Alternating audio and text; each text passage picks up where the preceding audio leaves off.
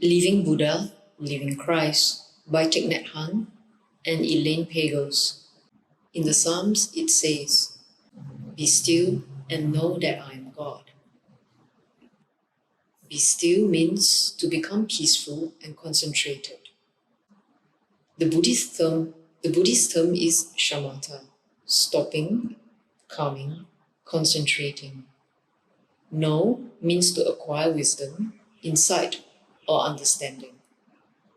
The Buddhist term is vipassana, insight or looking deeply. Looking deeply means observing something or someone with so much concentration that the distinction between observer and observed disappears. The result is insight into the true nature of the object. When we look into the heart of a flower, we see clouds, sunshine, minerals, time, the earth, and everything else in the cosmos in it. Without clouds, there could be no rain and there would be no flower. Without time, the flower could not bloom. In fact, the flower is made entirely of non-flower elements. It has no independent individual existence. It inter-is with everything else in the universe. Interbeing is a new term, but I believe it will be in the dictionary soon because it is such an important word. When we see the nature of interbeing, barriers between ourselves and others are dissolved, and peace, love, and understanding are possible. Whenever there is understanding, compassion is born. Just as a flower is made only of non-flower elements, Buddhism is made only of non-Buddhist elements, including Christian ones.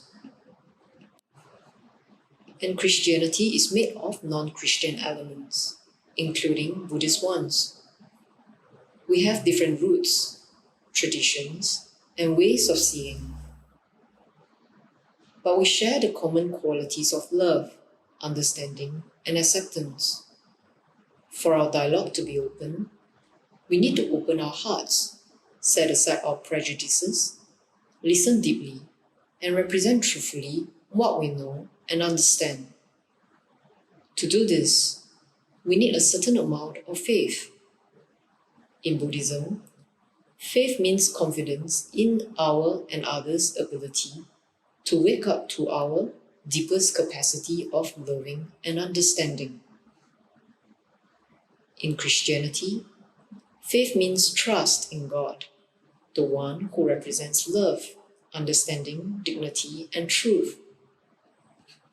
When we are still, looking deeply, and touching the source of our true wisdom, we touch the living Buddha and the living Christ in ourselves, and in each person we meet.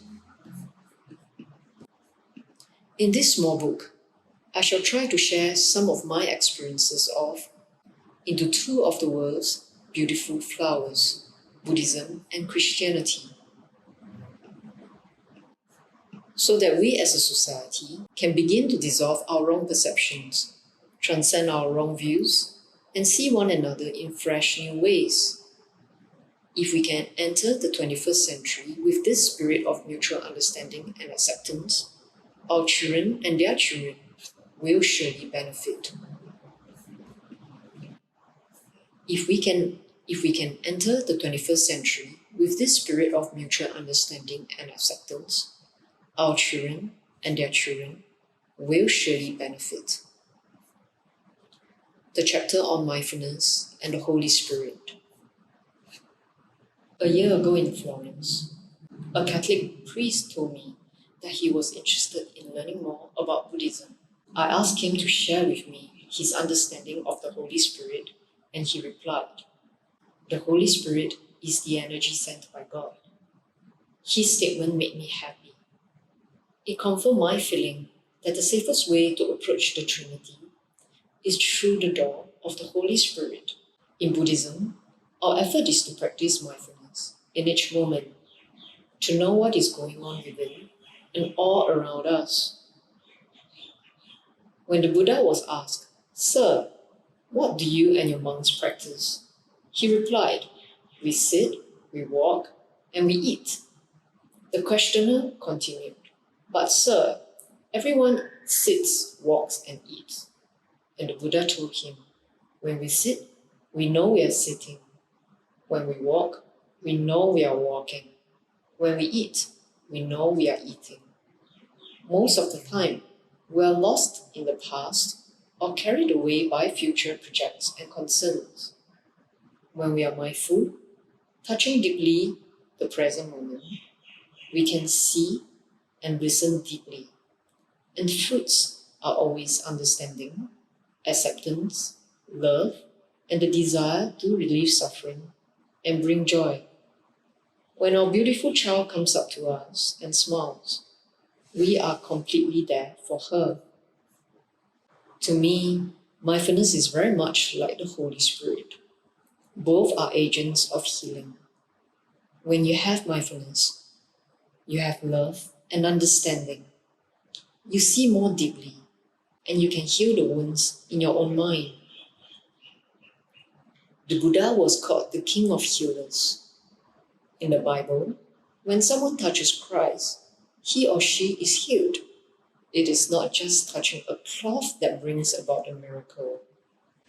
When you touch deep understanding and love, you are healed. The Holy Spirit descended on Jesus like a dove, penetrated him deeply, and he revealed the manifestation of the Holy Spirit. Jesus healed whatever he touched. With the Holy Spirit in him, his power as a healer transformed many people. All schools of Christianity agree on this. I told the priest that I felt that all of us also have the seed of the Holy Spirit in us, the capacity of healing, transforming, and loving. When we touch that seed, we are able to touch God, the Father, and God, the Son. Touching deeply is an important practice. We touch with our minds, our eyes, our ears, and also with our mindfulness. The first practice I learned as a novice monk was to breathe in and out consciously, to touch each breath with my mindfulness, identifying the in-breath as in-breath and the out-breath as out-breath. When you practice this way, your mind and body come into alignment. Your wandering thoughts come to a stop, and you are at your best. Mindfulness is the substance of a Buddha. When you enter deeply into this moment, you see the nature of reality, and this insight liberates you from suffering and confusion. Peace is already there to some extent. The problem is whether we know how to touch it. Conscious breathing is the most basic Buddhist practice for touching peace. I would like to offer you this short exercise. Breathing in, I calm my body. Breathing out, I smile. Dwelling in the present moment, I know this is a powerful moment. Breathing in, I calm my body. This is like drinking a glass of cool water. You feel the freshness permeate your body. When I breathe in and recite this line, I actually experience my breathing calmly, my body, and my mind. In Buddhist meditation, body and mind become one. Breathing out, I smile. One smile can relax hundreds of muscles in your face and make you master of yourself. Whenever you see an image of the Buddha, he is always smiling. When you smile with mindfulness, you realize the wonder of a smile. Dwelling in the present moment, we recite this line as we breathe in again, and we don't think of anything else. We know exactly where we are. Usually we say, "Wait until I finish school and get my PhD degree, and then I will be really alive." But when we obtain it, we say, "I have to wait until I have a job in order to be really alive." After the job, we need a car. And after the car, a house. We are not capable of being alive in the present moment. We always postpone being alive to the future. We don't know exactly when. It is possible we will never be truly alive in our entire life.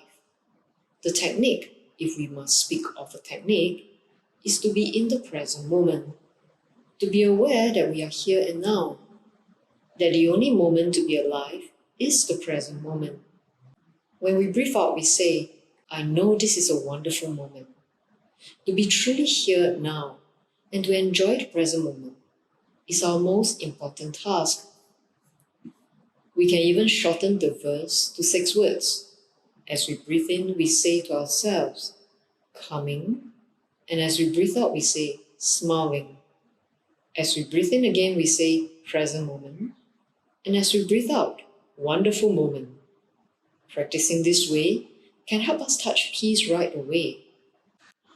We don't have to wait for any other conditions to be present.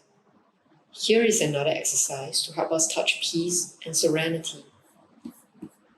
Breathing in, I'm aware of my heart. Breathing out, I smile to my heart. I vow to eat, drink, and work in ways that preserve my health and well-being. The moment we become truly aware of our heart, we feel comfort and release right away. Our heart has been working day and night, pumping thousands of gallons of blood to nourish all the cells in our body and preserve our peace. And we know that if our heart stops beating, we will die. But still, we do not take good care of our heart. We eat, drink, and work in ways that bring about tension and stress. When we touch our heart with mindfulness, we see clearly that a heart in good condition is an element of real peace and happiness. And we vow to live in a way that keeps our heart in good condition.